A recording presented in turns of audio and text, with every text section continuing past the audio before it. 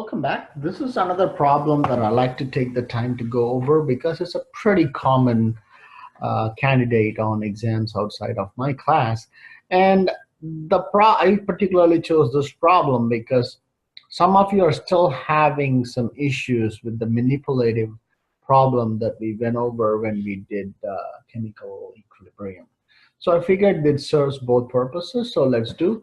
So what the question is asking is, calculate the delta H for this overall reaction, which is this right here.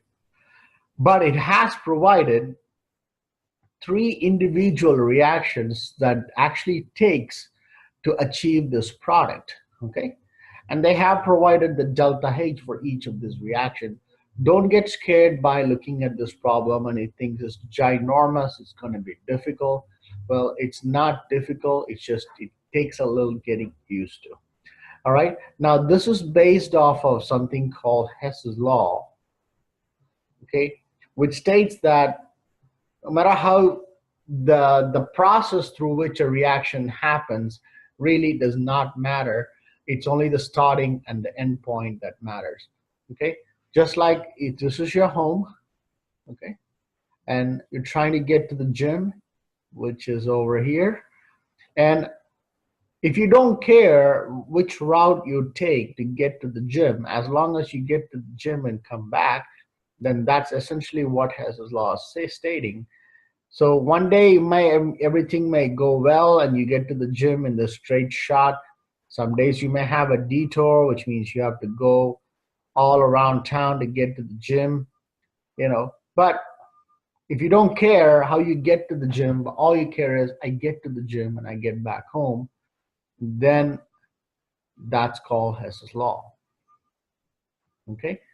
So to go from these two reactants to this product, this reaction has actually gone through various stages from starting to end, okay? So we're trying to find what energy would it have taken, and would it be exo or endothermic to actually achieve this, okay? So if it turns out to be endothermic, the chances of this reaction going to completion is slim to none unless you're willing to supply that much energy.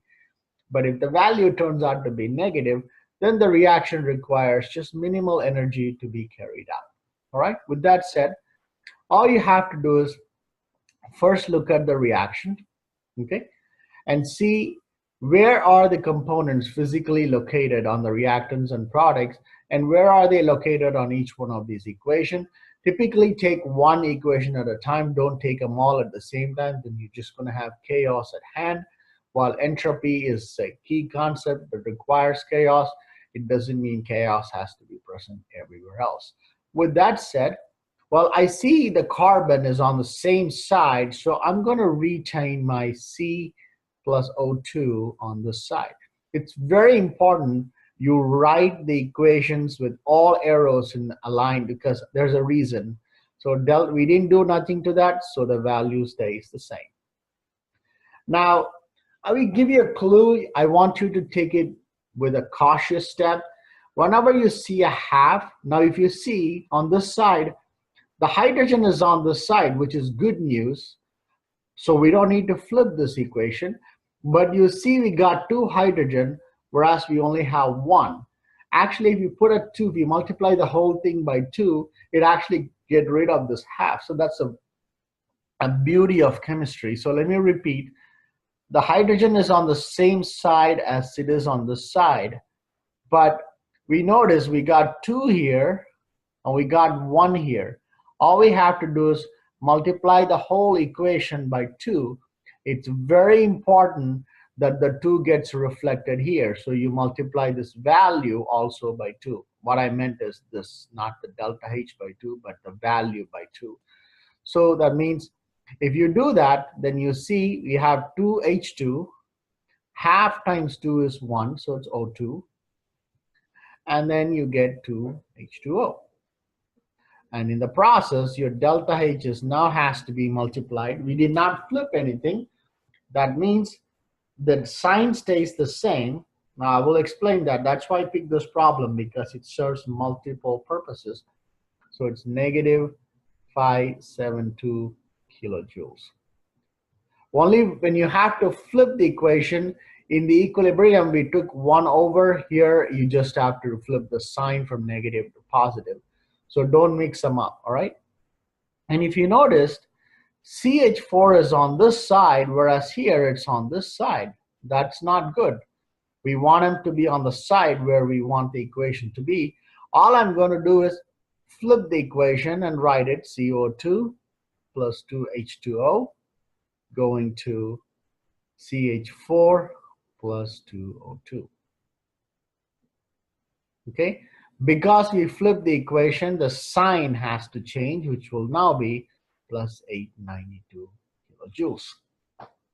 All right, now if you see, basically a lot of things cancel out, right? CO2, well, CO2 gone. We got 2O2 on this side. We got 2O2 on this side. That's gone. 2H2O gone. If you add all of these, you are left with C plus 2H2 going to CH4. That's the equation we want. If you can reproduce the equation, that means you've done everything right.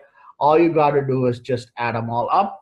So it's 892 minus 572 minus 393. So it's negative 73 kilojoules. What does that mean? It's exothermic. So this reaction is highly favorable or spontaneous. Okay? So it takes a little getting used to it, but it's not impossible. In other words, you don't require absolutely no memorization whatsoever. If you do a couple of problems like I've given it to you on the homework, this should become second nature. Okay? One thing I do want to point out is this. Let me point out this right here. The sign, okay? Here it's negative, here it's positive. Whenever you flip sides, flip the reaction, you have to change the sign. In the equilibrium, we took inverse of it. There's a reason for that. There's a reason for flipping the sign. Don't mix them up. All right? Because if you take inverse of it, you're going to get a fractional value. And that actually makes the answer look ginormous or very little. So don't do that. For thermodynamics, change the sign. For equilibrium, take the inverse. Does that make sense? All right. So I'll see you back with 2 more videos on this topic, and we're going to call 175 a wrap.